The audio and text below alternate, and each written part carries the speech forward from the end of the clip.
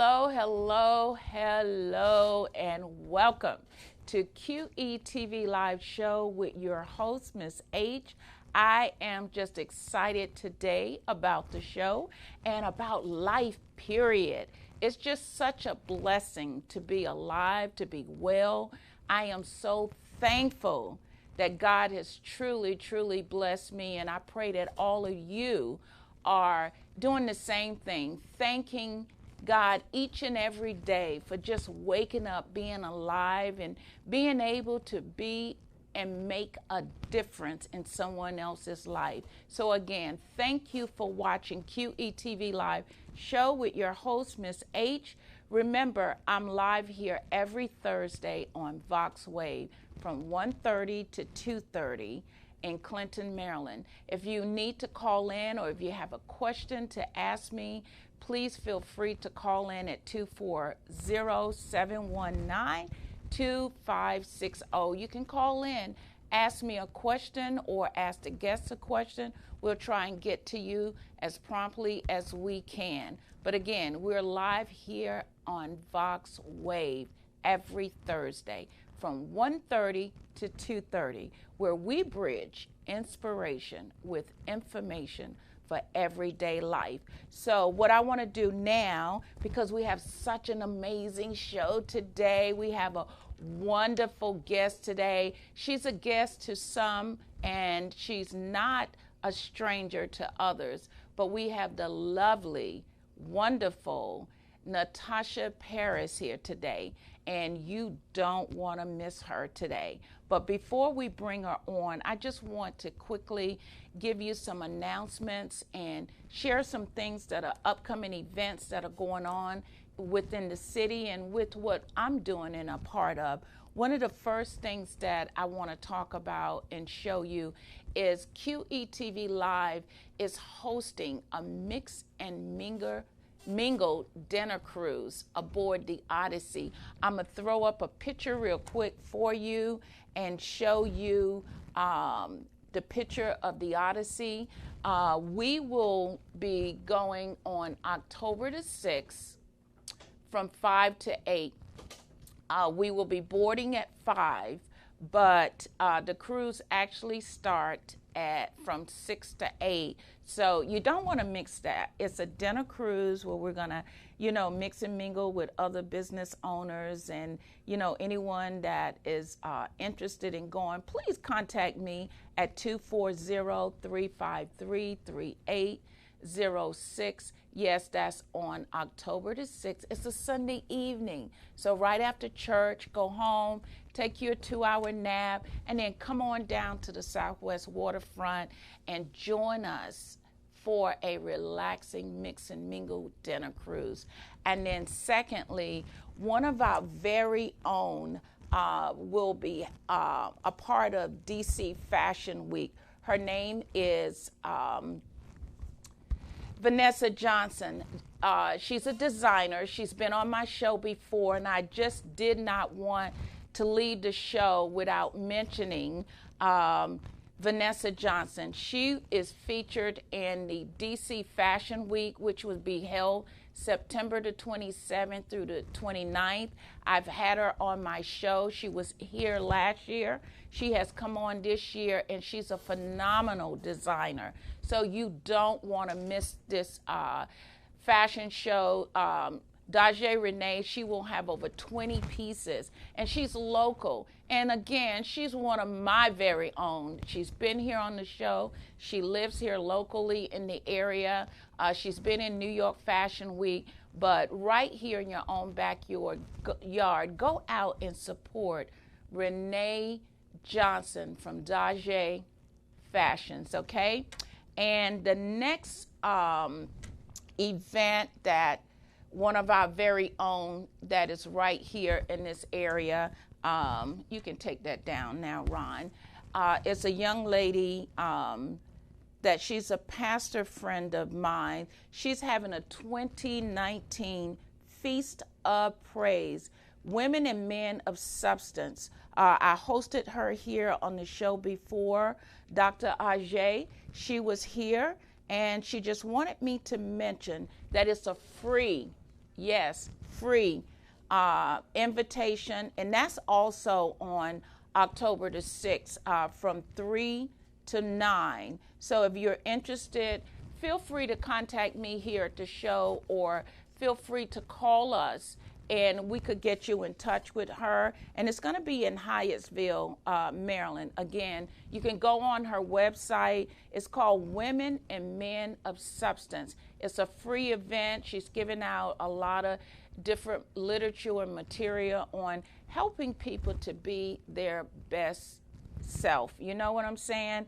And that's what our show is all about today. We're going to be having a phenomenal time. We're going to have a great time discussing some possibly some distressors on, we know the holidays are coming up, and a lot of people, the emotions are building. They're getting high. We just got through with back to school for a lot of you parents and families, and you college student, you know, you went through that season, and now we're jumping into the October, the fall. Fall is upon us. The leaves are falling. It's so beautiful outside.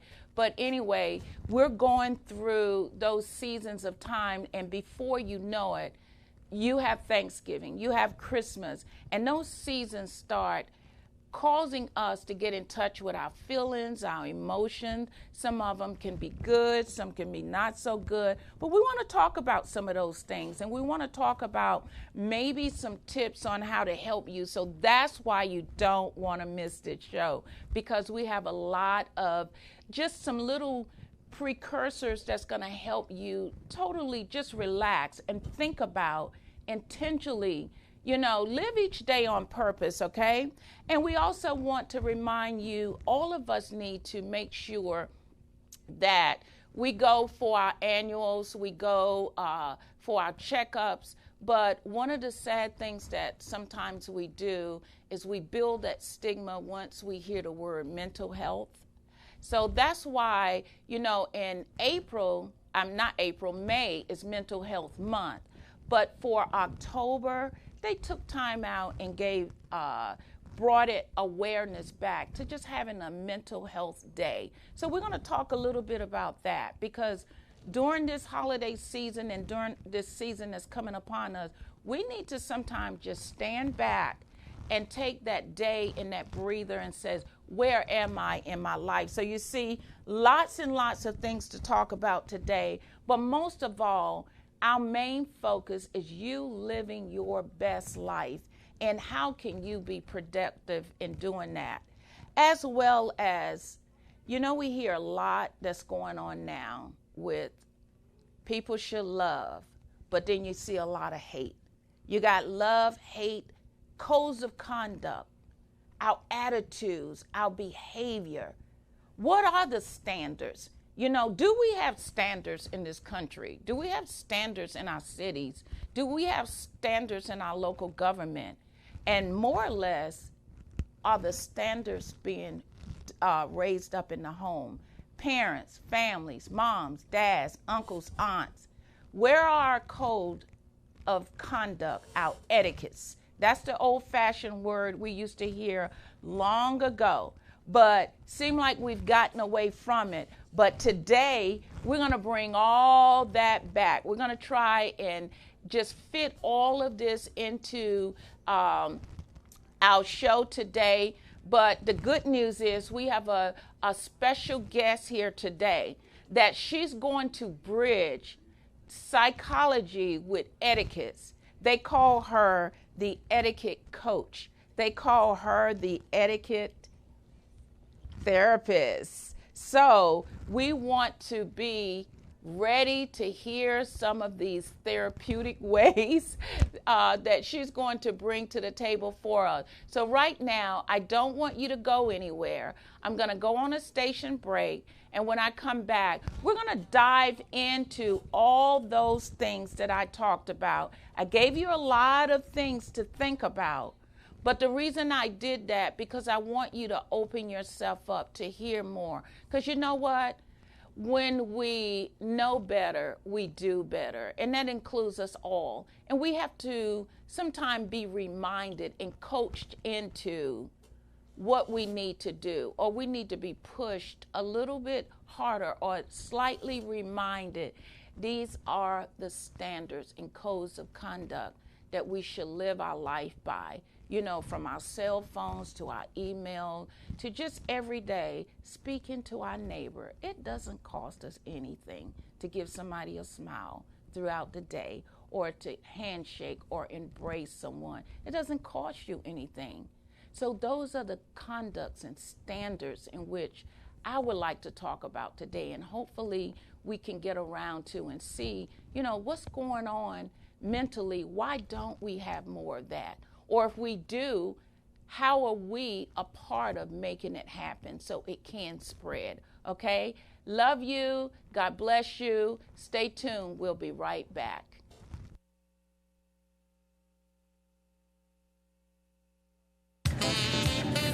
So you like smooth jazz? Great. Horn of Plenty, Harvest Harmony from saxophonist Travis Bridges. Smooth jazz and all the sax you'll ever need.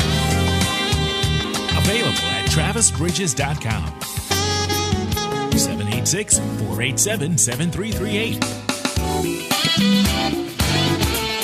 Horn of Plenty from Travis Bridges. All the sax you'll ever need.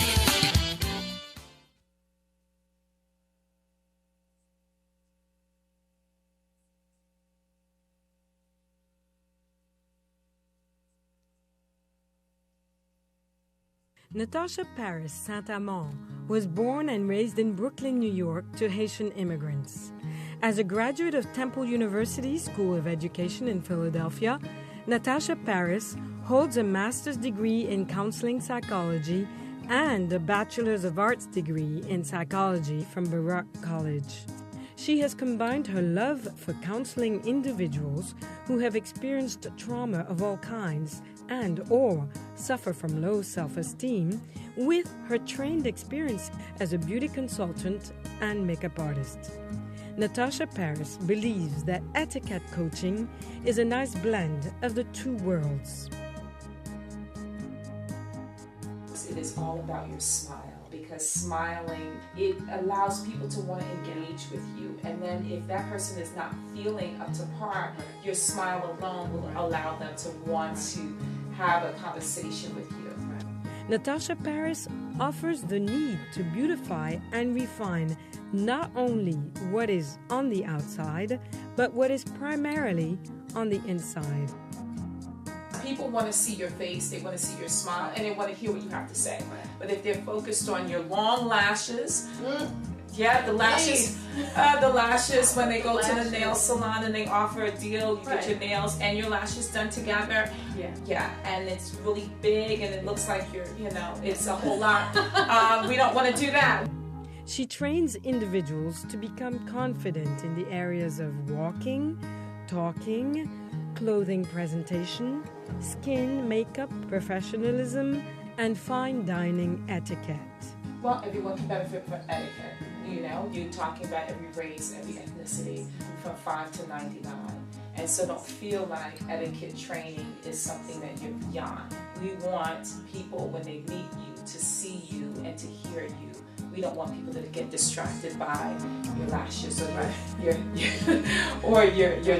your accessories or your colors. We want confident people. Most confident people will close deals a lot faster than those who are not confident. And etiquette training, Freedom Revealed, is all about liberating individuals and making them want to become better people, right? And empowering them to do better.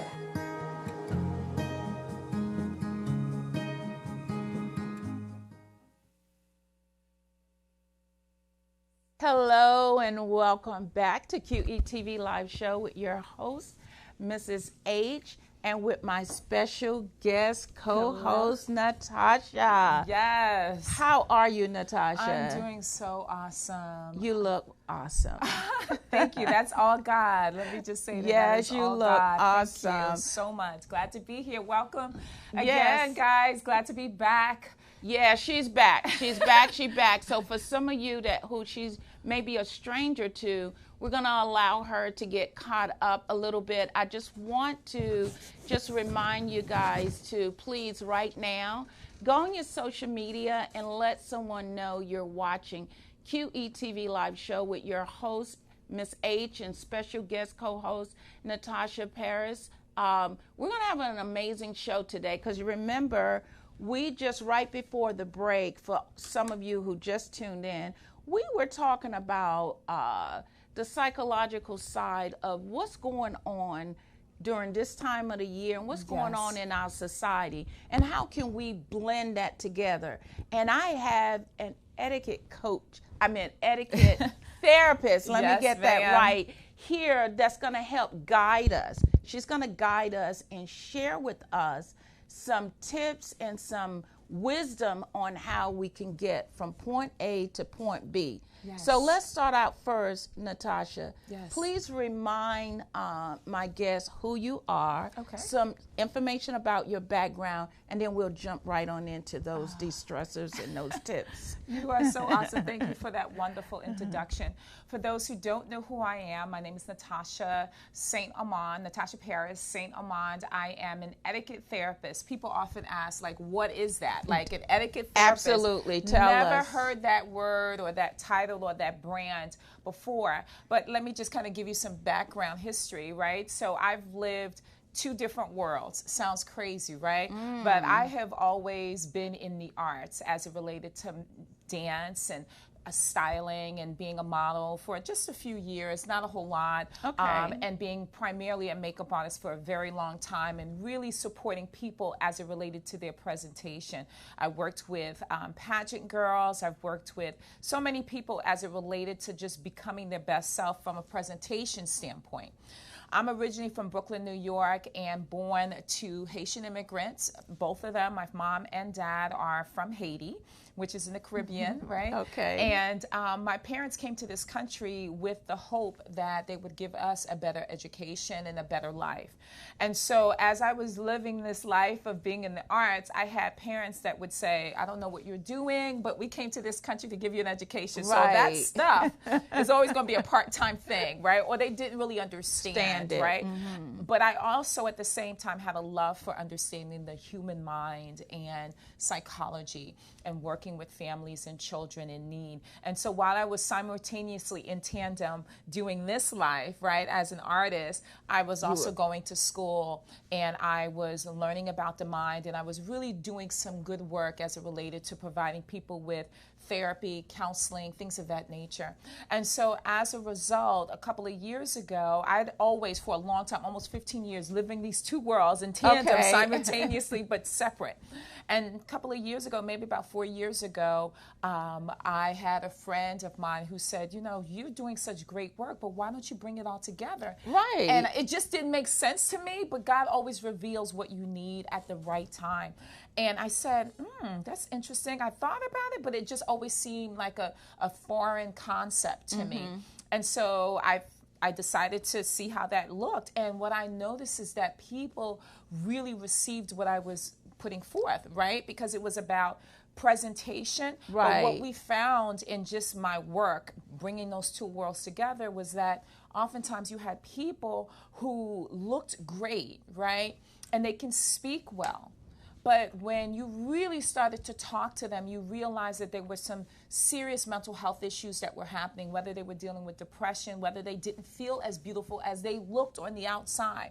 And so my goal and what I'm doing now is being able to, you know, building those two worlds, that bridge, right? Having those two worlds come together and supporting people as it relates to getting their life or taking their life to the next level from a presentation perspective. How do they greet people? How do they walk into a room, right? How do they speak, right? And then also understanding all of the nuances as it relates to nonverbal communication, right? But then there's a therapy piece is emotional triggers. You know, that's what I want to just go back just a little bit before you go on. That is one of the hidden things that go on every day, is that outwardly we all look beautiful, but Yes. inwardly we're hiding. From your experience, do you have any idea why the double standard? Like, why do we live in that? Like, you were in that double world of making a decision, one over here, one over there. People, and sometimes I've lived in it too, we live in that world where we want to show face, but Right. inside, what are some of the reasons why that we tend to do that, think that we can't merge the two? Okay, so well, oftentimes, okay, in our time of day, right, social media, everything is about presentation. Everything is about what looks beautiful on the outside. Okay. From a surface perspective, right?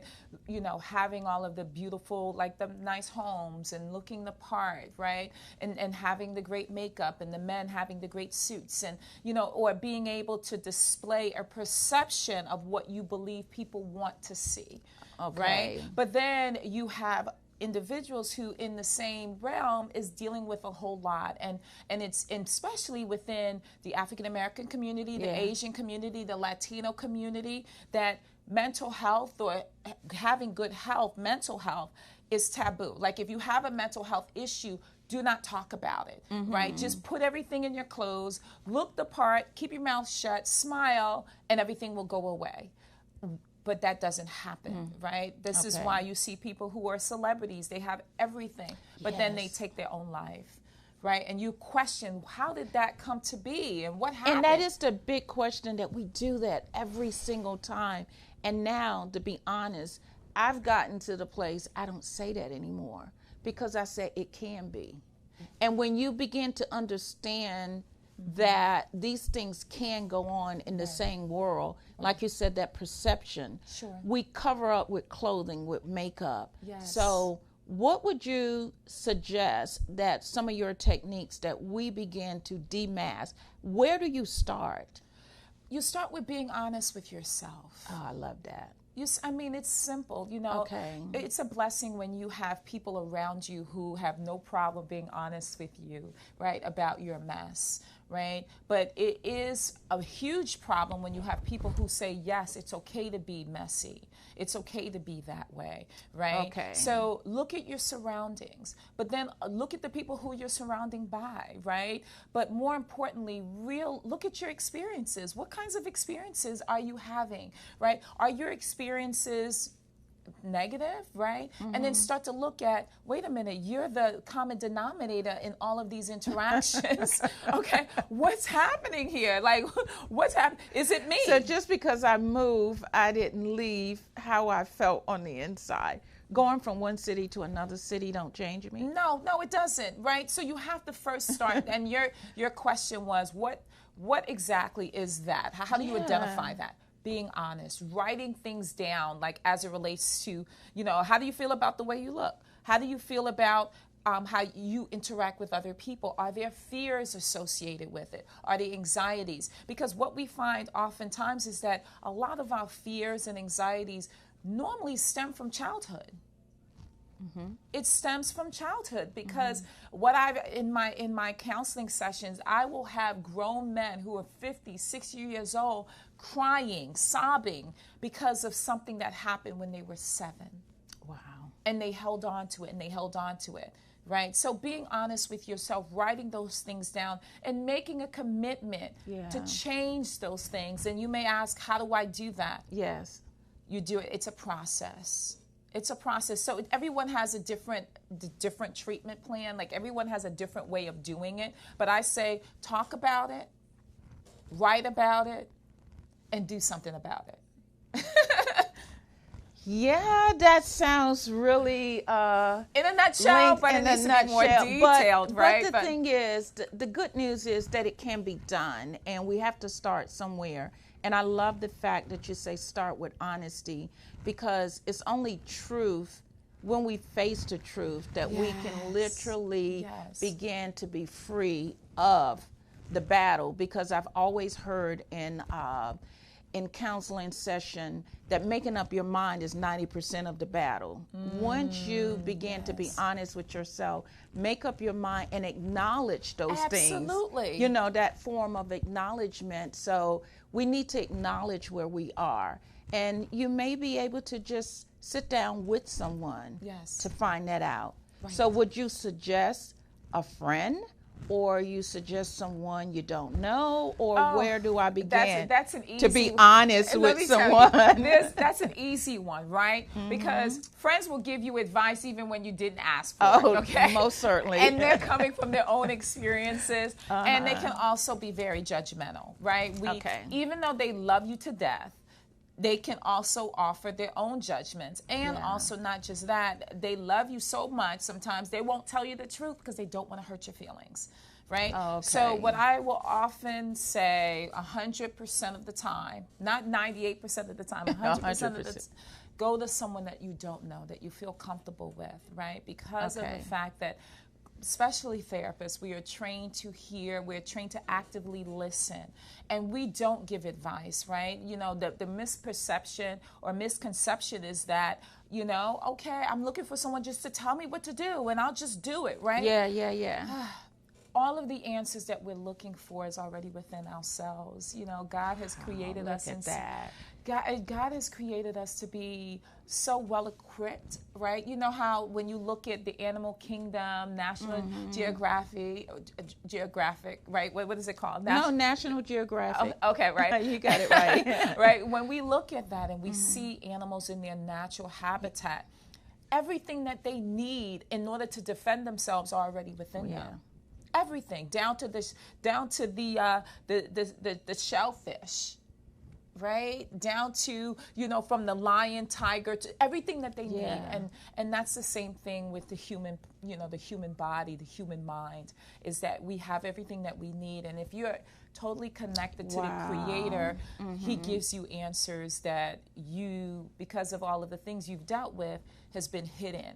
And when you finally say, I'm open to receiving what is destined for me, just allow me to release those things so new things can come about. And you know what, Dad, I'm so glad you said that, because listening to you, your parents wanted you to go to school and get educated. I'm so glad you chose to field of psychology. But your gifts and talents were in those other creative areas. When you look at it, Natasha, I see a blending, because I do believe that without knowing the human mind and human nature and the way people think, it's hard to show people why they need what they need without understanding them. You know, I was just in a meeting this week, and they were having some challenges in our community. And the first thing they wanted to do is attack the behavior of the young people without first finding out the underlying cause of their conduct. And that's why I asked a question about, you know, our code of conducts, our standard, like, where do we get these standards, these values from? Because if we don't have any standards, or we don't have any morals, or we don't have values, no matter how much you dress up, you're still going to behave and act a certain way. My mom used to always say, you can dress up a pig all you want. He's going to go right back to waddling in that mess that he's in, because he's a pig. But in order to change our mind that we don't, you know, be clean on the outside, and like you says, can have all this prestige, the money, wear the jewelry, the clothes, but mentally we don't have nothing up here to guide us on how to conduct ourselves. So how do we bridge those two, or how do you bridge your clients in guiding them down that path? Right. Okay. So the path of awareness, right? So that's what it sounds like. You know, I use a lot of analogies and storytelling to really capture what my points are. Very similar to Dorothy and the Wizard of Oz, right? And so what we know about Dorothy and the Wiz, right? The great odds. Right, exactly. Is that she was traveling down a path of, you know, fear and wanting something. But then as she was traveling down this path, she met all of these individuals who, in many regards, exemplified what she already had but didn't know she had. And so I tell people all the time is that traveling down that path of awareness is all about you being able to say, you know, I have some issues. I have some concerns. If I see my pattern is consistently negative, then what do I really want? Do I want to continue down that path, or do I want to change, right? Because what we know is that, you know, what they say, the definition of insanity is doing the same thing and expecting different results, right? So you have to eventually, and I tell my clients all the time, I cannot force you to do something that you're not ready to do. You have to want this. You have to be tired. You have to be exhausted. You have to be knocked down sometimes for you to realize, I have enough. I had enough, and I can't do this any longer. Please help. When you just open up your mind and your heart to receive help, the universe, God, just hears you and brings all the help that you need in order to support you. So, wow. You know, you said a mouthful. That was awesome. I always do. And I'm looking at, first of all, she says being honest. And, you know, we used to use the terminology brutally honest, because sometimes it can be brutal to be honest. And then you talked about the word awareness. My question to you, does awareness come before honesty, or honesty then awareness? Well, you know, it can work in tandem. I mean, it can work simultaneously. You know, my opinion is that being aware usually happens it can work simultaneously, but aware tends to happen more so before being honest, right? So you can be aware that you are getting into trouble and that you are, you know, you've been to prison a couple of times, right? You could be, I know I was there. Yeah. You know, or I'm aware that, you know, I've been divorced 5 times. I'm aware. Right. Because you're absolutely right. Aware is more intellectual. I like that. Aware is more intellectual, right? Because you can be aware of something. But to finally say there's a correlation with my awareness and saying, okay, I'm aware that this has happened, but am I going to be honest that it has all to do with what I have done? Yeah, and I think that's what... Does that make sense? Yes, it does, because you're absolutely right. We're looking at what I just said. Coming up is this awareness day. This mental awareness day, even though it's a day and it's been a day for a couple of years, it does not mean that people literally are going to be honest during that time with themselves. No. Because if they continue to go on, October 10th to come around again and again and again. Right. So that awareness starts, but then now honesty has to settle. Yes, absolutely. So, you know, in everything as it relates to grief and loss, as it relates to trauma, as it relates to depression, you have to first admit that something is wrong. Okay. You have to first admit. And once you admit, that's the first battle, right? So you can be aware of something. You can be aware that you're sad. You can be aware that there are things happening. But are you going to make the decision to say, I'm honest about how I feel? Right. Because, you know, oftentimes we run away from that, right? We run away from being honest with ourselves. Because if we're honest with ourselves, then what it does is it stops us in our tracks. Okay. Then now you have to recalibrate, right? You have to say, okay, well, I used to do this all the time for the past 15 years now. What do I do now? Oh, that's too much mental work. Yeah. That's too exhausting. Oh, gosh, now I have to figure it out. I don't want to do that. I'm too busy. Breathe. That's when we got to breathe. Right. I'm too busy to do this work. I'll get to it next time. But then something happens again. Right? No, life happens. Life happens, but if you keep doing the same thing, you're going to get the same results. So when do you finally say, enough, and I'm ready to change? When do you finally say that? So until we have that moment, enough is enough, that aha moment. Yes, it has to come. It's very similar to someone who's addicted to drug and alcohol, right? Because the family can have an intervention. You've seen it on television, or some people may have experienced it in their own personal life with family members, where they have a whole intervention. Everyone comes together and they're like, we are so sad, we are so frustrated, we're so angry, we love you, but your behavior is not working. And we're going to send you to the hospital, and we're going to have you go into an inpatient facility for 30 days, if not 60 months. I mean, 6 months. 6 months. The person's like, okay, I love you, I'm going to do it. but I'm only doing it because you told me to. But then as soon as they get out of that facility, guess what they end up going back and doing? They end up using. Thing. I've heard of stories, I've seen where they literally start using as soon as they leave that facility because they themselves did not make that decision to change. Everyone else wanted them to change. Everyone else. And it was only when they made that decision that they said, I am tired. So the power of your own free choice is so awesome. You know, and that brings us to this. Now, you're called the Etiquette Therapist. Yes. Why do we need etiquettes? Explain what etiquette is, because when I was growing up, we always thought, I'm be honest, coming from our, you know, Black African American neighborhood, we was like, bump that. I want to use, walk, talk any kind of way I want to. Absolutely. And it's acceptable. And if you can't accept who I am, then shame on you, because you're judging me. Right. So when we would hear the word etiquette, we thought it was something they did and not us do. Sure. So, but it wasn't until you go somewhere and you get embarrassed by something you have said, something you've done out of order, and someone correct you. And I've had a lot of older adults correct me when I was a teenager, and I loved it. Because I wanted to learn, I wanted to grow. Sure. But then we go right back, like you says, to picking up those bad behaviors.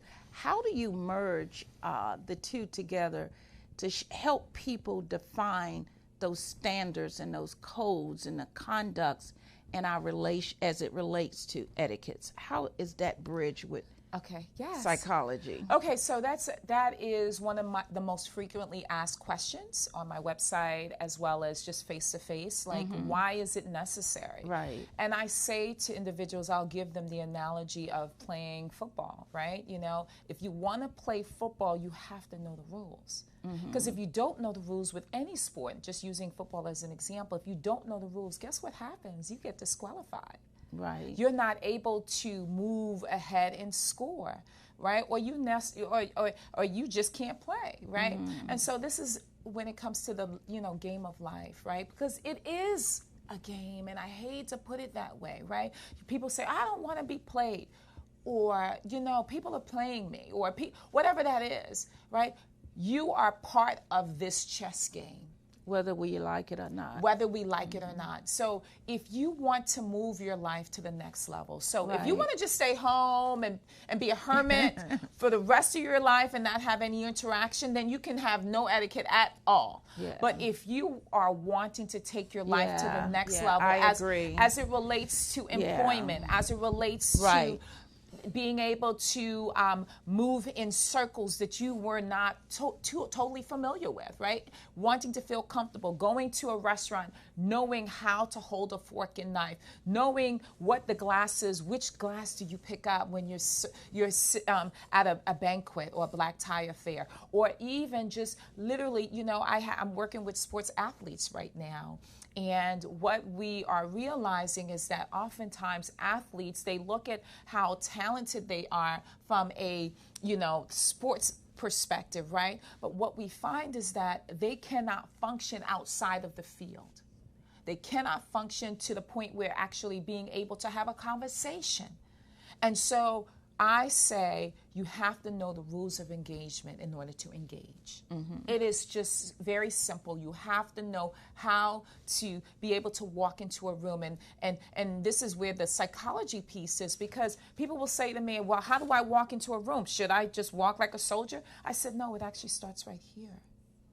It's how you feel. You know, it's how you feel. When you walk into a room, it is not, because if you feel like you cannot command the room, or if you feel like all these people are watching me and they're judging me, you're going to walk in like a flower that has been, you know, wilted, and you're walking in with no confidence. But if you walk into a room like, oh, okay, I may just be the lowest person on the tandem pole, right?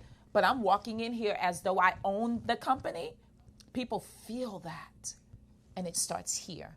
And that's where increased self-esteem comes along. This is the psychology aspect of it. Okay. So I always say, know the rules of engagement and be able to code switch. Okay, tell us what Code switching is, okay, so I love to talk about this. Okay, code switching is really when you're being able, as simple as shaking someone's hand, right? So I have individuals who, especially within the African American community, especially men, they want to give the brother love, right? They want to give the dap, and the hug. Oh, they can't do that? When you're meeting someone for the very first time, even though he's African American. So you got to know when to switch it. Exactly. Click it on and click it off. Okay. Exactly. Okay. And I've given the example of, I've said in some of my workshops, most of my workshops, and I have a workshop coming up for you guys. I'm going to tell you about that. But as it relates to if President Obama were to walk into the room, would you give him the brother man, love, black love handshake immediately off the break? You got 50-50 on that. Some of them would say, yep, they would, and the other would go, absolutely not. So we're going to be talking to the 50 that would say no. Yeah, the 50 that would say no. I say the person that you're shaking their hand, you let them initiate. Oh, okay.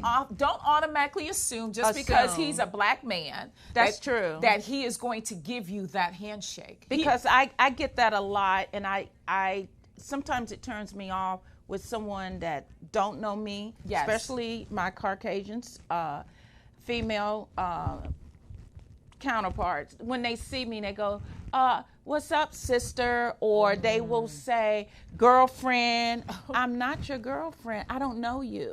So they think that is protocol because of who I am. Right. So how do you handle that tactfully? Because it really turns me off.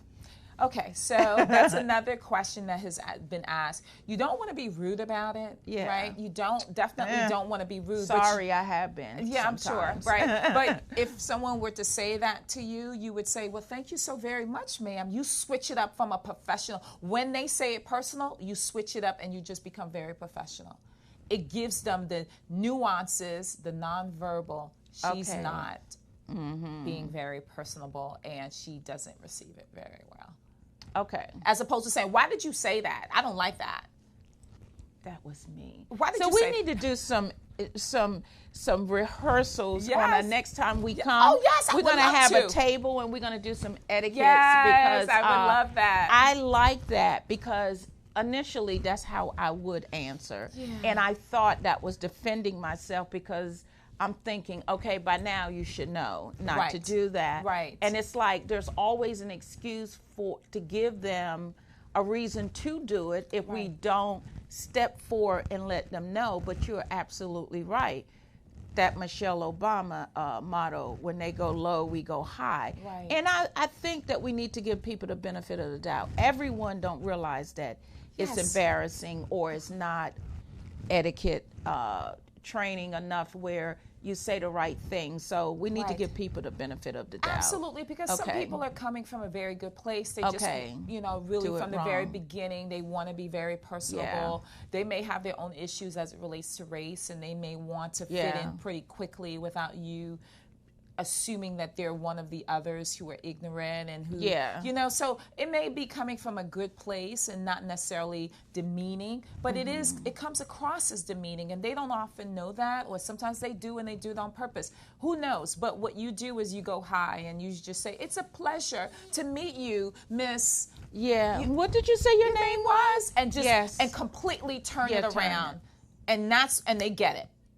Unless they have some other developmental issues going on. So would you say, because definitely I want to continue this conversation because I'm very, very much interested in what is going on in our society today, the protocol, because our standards has plummeted. Yes. And it starts from the head. I'm not going to get into that debate, but it has started from the head and is filtering down, and standards are being lowered. People conduct, people attitude, people's social norms. There's just like unlimited amount of reaction, and it's causing those who had good manners or had great etiquettes begin to say, what's the use? Because if you don't play their game, you won't be in the game of life. Would you say that no matter what, the standard should remain the standard? Let me say this. I say this often to my children. Hello, Devin and Selah, my beautiful angels. I say to them all the time, things that you do not like in the world, you be the change that you want to see. Okay. Because if you are falling in line with the standard, falling in line with what everyone else is doing, you don't make a difference, right? If you see things that are happening in the world, you say something, you do something, right? And I often, when someone holds the door for me, I praise them for it. Because when you praise, I do too. you praise someone, then they'll do it more often. Right. Or when someone, says your name properly, or like my last name, St.Amand, I often get that, said incorrectly. Or when someone, gives you great eye contact and they have a great firm handshake, which I have to teach you how to shake someone's hand, because 60% of people, I believe, are shaking people's hands incorrectly. Okay, we're gonna have topic. A table, and that's gonna be a whole new topic the next time. I would love that. I would love that. But wow. But it's about doing the right thing, going high when people go low, right? When someone's, I had this individual who, I was driving and he became very irate because I was in the crosswalk. Right, because I was driving, and then the light. You were the pedestrian? No, I was the driver. Oh, you were the driver in the crosswalk. Right, and it was and I couldn't move back. And I see what because you're saying. When you're about the light, and then there's traffic, and then you're like, oh gosh, light turned, you can't go, but you sure enough cannot move backwards because there's another car, and so there's still a little bit of, Oh, so the pedestrian was a little annoyed. Right. Okay. And the person was really nasty. Very nasty. And one of the things that I said, of course it takes you off guard. I said, I said to the people that were about to cross, I'm like, oh, I'm sorry, and they were like, okay, no problem. But there was always one. And he became very nasty. And in order to control my emotional trigger, right, because all of Brooklyn, I'm from Brooklyn, wants to come out, right? I said, God bless you. I know it's hard, but God bless you. I think that is a good default because I have used that hundreds of times in order to stay calm. God bless you.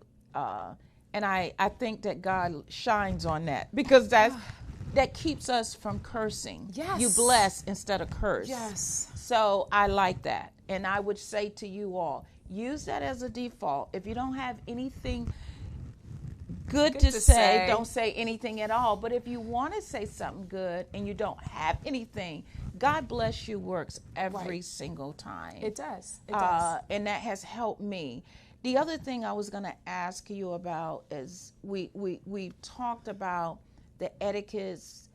We now got to take it over into the phone conversation, email, our social media. The etiquettes and the manners and the code of conduct, the standards are really flowing over in every aspect of our lives. Yes, and I see sometimes emails that I get that if a person said what they wrote, it could literally start a war.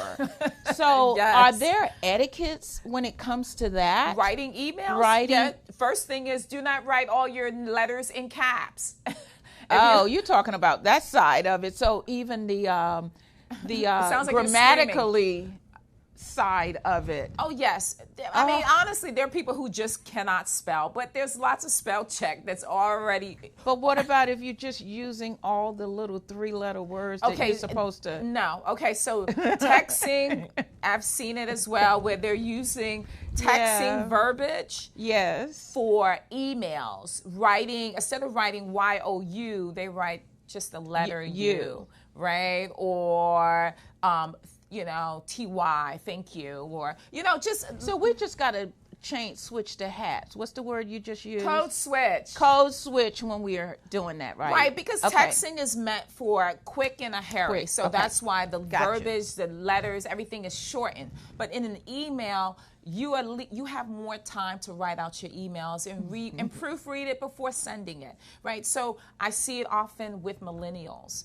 Right? They don't, everything is quick in a hurry. And so even their emails and just how they conduct when it comes to employment, there's this thing called ghosting. I'm not sure if you're familiar with ghosting, where you just don't show up to work. Like you just told them that you have resigned and they're looking for you and you're just like, and they'll see you on Facebook or Instagram at your new job. What? Like how does that Now, those are the kind of some codes that I'm at, standards that I'm saying that our Yes. generation would have never done. Right. So it's becoming more and more acceptable, and that's the It's other. not acceptable. And that's what I was going to ask you. It's not What's acceptable. the difference between borderline, acceptable, good, and non-acceptable? Because all I hear now is people saying, well, that's just who I am. You accept it or not. And so that's why I said the standards have been lowered, because in some people's world that is acceptable. It's like,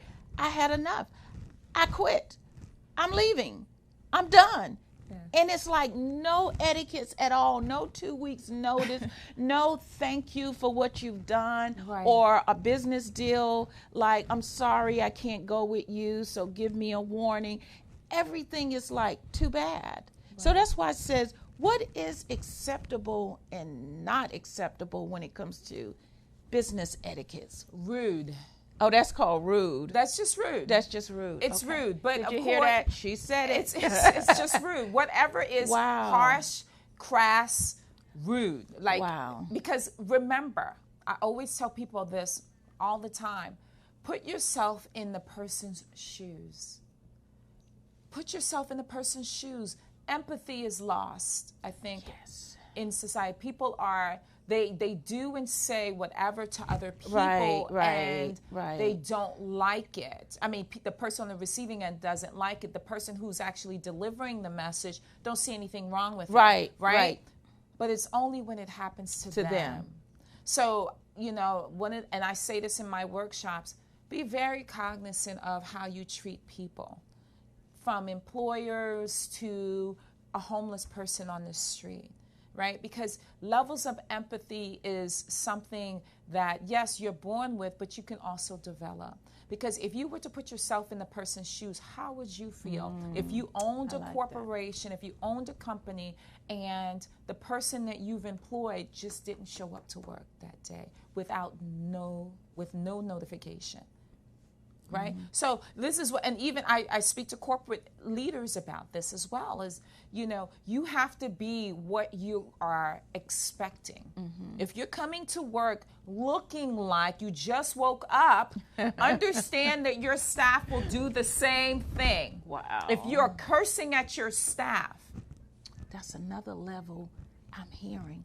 Cursing at your staff, expect that they may curse back at you because they see it as acceptable. Exactly. We have a lot of young CEOs now, and that's their level of language. Like, I was in an Uber last night. Literally, he played curse rap music about 10 minutes, and after a while, I was sitting back there saying, say something, not say something. Oh, you say something. Because my niece was in the car.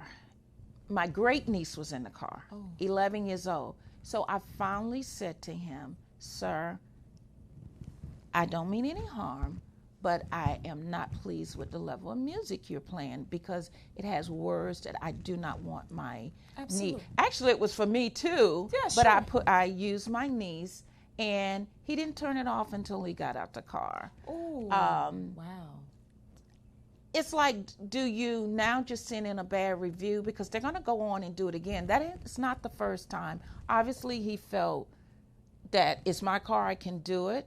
And but those are the things. Yes, an Uber driver. And I didn't like it. And I said to myself, this is the standard. And he was young.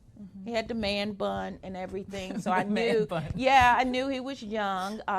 He was a foreigner, and He said he had just started Uber. So that was one of the benefits that I was trying to be polite, because he let us know when he got in the car that he had just started. So it's those kind of things that I'm beginning to see, Natasha, that I'm really now want to have these debates on the show and talk about, because, you know, time is coming to a close and I want you to get this in. But I want to... Can I address what you said? Yes, address that and then tell everyone about your card, because me now, I'm having those moments because I'm having these kind of conversations everywhere I go, and I'm beginning to realize I need more training from Natasha, because she's got it from the business side, the family side, you know, the professional side, every walk of life. Her etiquette, I see now why you're the etiquette therapist, because she can help you from every arena. So I personally need to get in touch with her, because I'm meeting these people and it's like, God, why are you letting me see these people every day? Right. But we're coming across them. So okay. Yes, address that issue. Okay, so I have on 2 instances. Okay, so what I often do is I applaud you for saying something. But what I would have asked you to have done, even taking it a step further, is saying, I'm okay right now, let me out. Because the person who is delivering the message or responding in a way that is unsuitable, unacceptable, unprofessional, needs to receive what the impact of that in some regard. So you saying to him, okay, as soon as you walked in the car, sat in the car, you should have said something to him. Can you turn the music down? Because I'm a customer. If he did not receive that, then you should have said, sir, drop me off right at this corner. I'm getting out. Oh, this is not, I'm getting out right now. And you cancel that, and you call another Uber vehicle, right? And I've been in restaurants just as much as we give compliments. It's so vital for you to say something in a professional manner. I went to a spa yesterday, and the woman at the receptionist, she was very rude. And I said to her, and I said, your behavior is very rude. And I said, customer service is key. This is not how you're supposed to respond to me asking you a question. Just letting you know. And and especially if you are a customer. Right. Okay. There was another incident with a young man. I was actually going into my vehicle. He was at a red light. He was playing the most obscene music. Yeah. And it was something suck my, and it didn't have the bleep. It actually said the word. Yeah. And so I, just being who I am, I turned and I looked in his vehicle, and there was a baby, a little girl, must have been 2, sitting in the back seat in her car seat. And I said, I wouldn't ask anyone else to do it, but I said in a very comedic way, I said, oh my goodness. I said, because I'm animated. Oh my goodness, and I said, and there's a little girl in the back seat. She's hearing this, so you're saying it's okay for her to do that. He was like, oh, ma'am, okay, I'm going to turn that. See. But somebody would have just talked about him and not told him anything. And he was like, okay. And he drove off, turned to me. You could tell he quickly turned it off. But I say this all to say that people, sometimes it requires someone to say something, but it's all in your tactic. It's all in how you say it. If you're nasty, they won't receive it. I've seen girls who are walking down the street in D.C. They must be 11. They must have been between the age of 12 and 14. They were smoking marijuana and just walking down the street. And I said to them, oh my goodness. I said, you girls are beautiful. And they had makeup on. I said, do you know that your skin is not going to last very long that way? You're going to lose that radiance. Oh. I said, you girls are just too beautiful, smoking cigarettes and doing all that extra stuff. And they were like, okay. I'm sure they continued, but it'll stick. It's a seed. So yeah, you're just beautiful. You see, those are seeds. Yeah, absolutely. I like that. So that's just a tidbit. Yeah, some of what I do is, based on my experiences, right?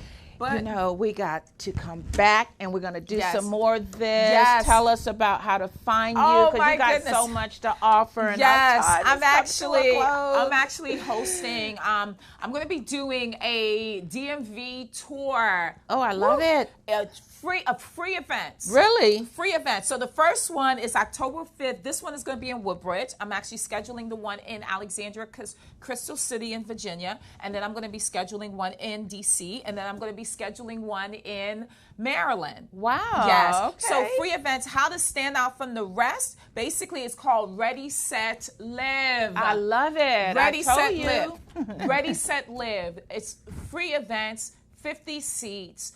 This already is selling out. It's on So Eventbrite. how do we go? It's just go onto your Eventbrite. Okay. And just type in how to stand out from the rest. Right? Okay. So you heard it from here from QETV Live Show with your host, Miss H, and with my special guest co-host, Natasha Paris St.Amand. I want you to go to Eventbrite and look up how to stand out from the rest. You deserve to stand out. Yes, if you're in the Woodbridge, Fairfax area, it's a free event. It's on a Saturday at 1 o'clock. It's an hour and a half of punching, not punching, but like information that punches at you that makes you say, I'm going to grab this, Yes. I'm going to go, and I'm going to take my life to the next level. Great. So hope you can attend. She's going to have more than one session. Yes. So make sure you sign up. Like she says, the seats are limited. It's free. And it's free. We love free. Yes. So thank Free you 99. again. I always say free 99. Thank you for watching QETV Live. Have a great rest of the day. Love you. Thank you.